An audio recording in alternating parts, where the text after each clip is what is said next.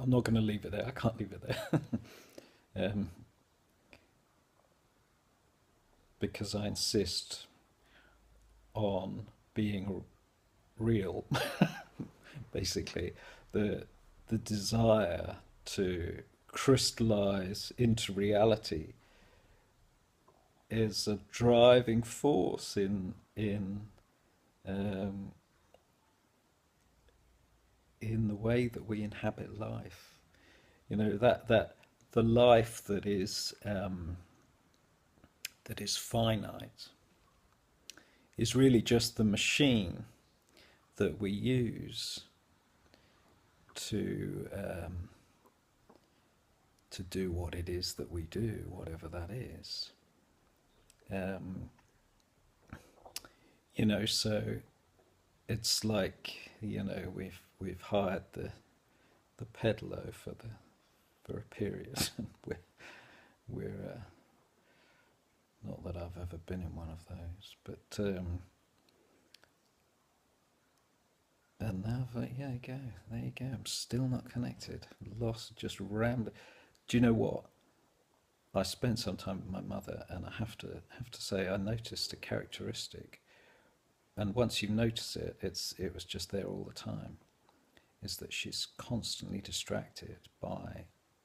So she'll be halfway through a sentence even, or a thought, and then she'll go off and look at the next thing. And once she's got your attention to um, digest that, then she's off on something else, and then on something else, constantly for days. I'm absolutely shattered by that, you know, because it was almost a taunting. It was like it's no criticism of my mother. I love my mother dearly, but it's an observation of you know, to me, I I kind of, as I guess we all do, um, anything I become aware of is there for me to show me something.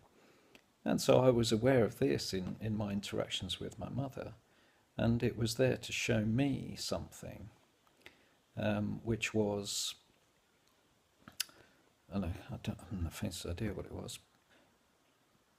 Um, God, this is awful. Um, wow.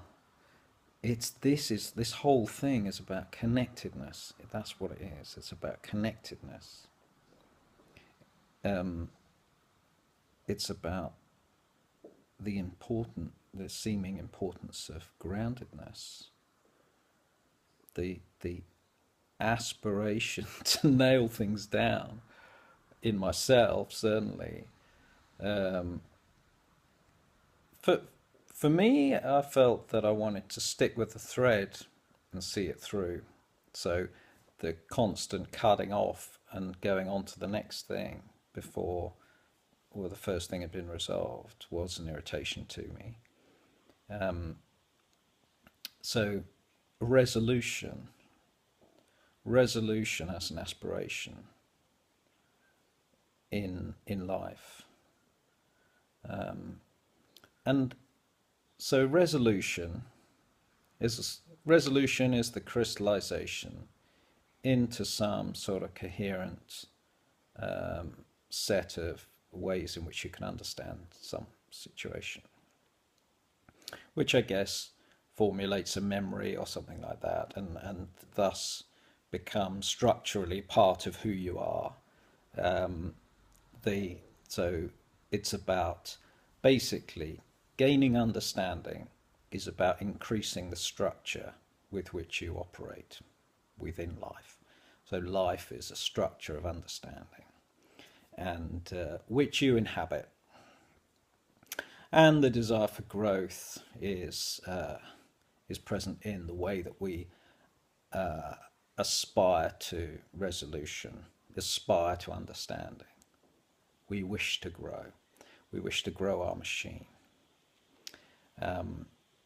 And this the sense of there's the rain pouring down. Joy. Let me show you the rain.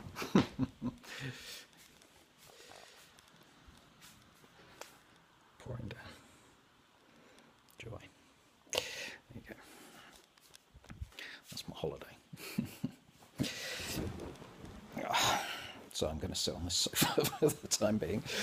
Um, and my bath's dripping away as it gets colder and colder. Never mind. Um, and that's real, you know. It's something that I've developed an understanding of, and that experience creates memory. Blah blah blah. I'm going to shut up now. There is still a point in there. Um,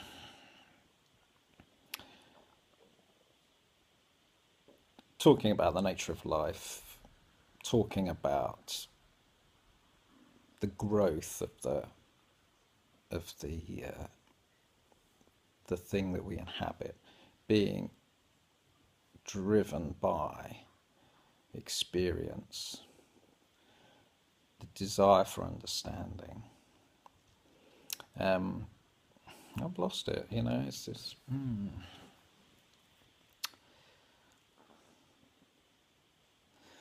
The need for, see, proofs, confirmations, the proofs, the person knocking on your door saying,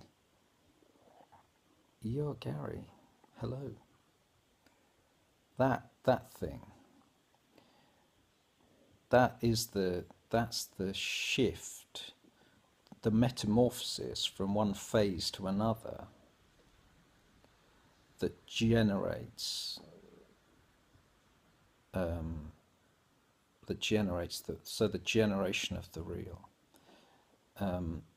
Metamorphosis within a continuity in which we build steadily upon the history, developing an understanding, adding to the structure, building a DNA, whatever it is, building a language, growing the machine through which we operate.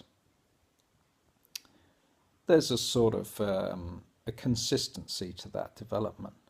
But then metamorphosis, in which dramatic, radical change occurs, how does that kind of fit into the simple view of life, which we kind of have operating as we are? The shock of the transformation, the person knocking on the door is a shock. And in a sense, it's an aspiration to,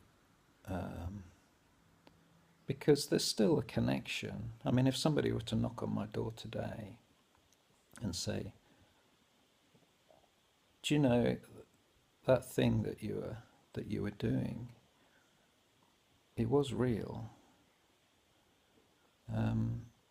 There would still be the thread. There would still be the thread from the basis of my personal understanding of my being. And a shift would occur.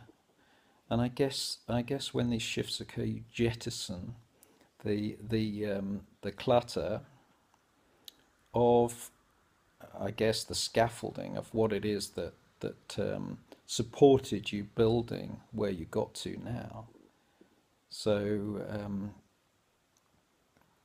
you know, you move on to the next phase. I think people, when they have social lives and friends and so on, and interests, when they find their soulmate and they become a couple or whatever, um, then the relevance of that scaffolding kind of is diminished, and it's easy to just sort of abandon the the, the fragile framework that helped to set you up in a situation. And people, I think, once they become involved in family relationships, because I think that's what we're talking about, then everything else just sort of disappears, really, um, as history. Um, uh, so that's I think the aspiration to metamorphosis is is probably present. Um, and I guess it's present everywhere, you know. So society, and society, of course, is undergoing a metamorphosis because the sudden appearance of the internet is nothing less than a total transformation of human society. Um, blah blah blah. This is all very ordinary and obvious. Um, and not really getting it. In fact, all it is, I probably have to say, is just um, you know, a voicing of my desire for things to move on a bit. Basically, from the perspective of me, really not being in a position to do anything, I just I feel pretty useless. Well, I get so there, so I'm pretty useless. Got no got no facility really naturally to evolve into anything more. It's I guess all I can do is to use my voice. Um, you know, I don't know. I don't know how to proceed really to the next stage. Um, you know, I've made occasional dippings of the toe into a transformative stage, and it hasn't worked for me at all. Um, so I shan't be doing that anymore. Um, I can just hope for transformation that may or may not come, but really it has to come to me. I think I'm aware that that's at this in these circumstances. I don't think that any other way is going to be realistic. Um, this is of no interest to anyone. This is just, well, okay. So this is me. This is the real me. I'm just talking to myself as if there's someone here. There is no point that I'm trying. There is a point. There, um, but it's not a general point, and it's probably not of interest to anyone really. And ultimately, all of this is about me finding out whether whether what I think is real at all or not. And basically, I think the first person that comes knocking on my door, that's that will suit me fine. Whatever. In a sense, which is terrible. It's a terrible thing to say. How can you say that? I don't know. I'm so desperate, really. I think desperate for confirmation of something. Um, very sad. What a sad specimen I am. Yeah, but I'm happy within myself. And so the time imperative approaches of 15 minutes. You've got the real me now, because this is how this is how loose and rambling I really am.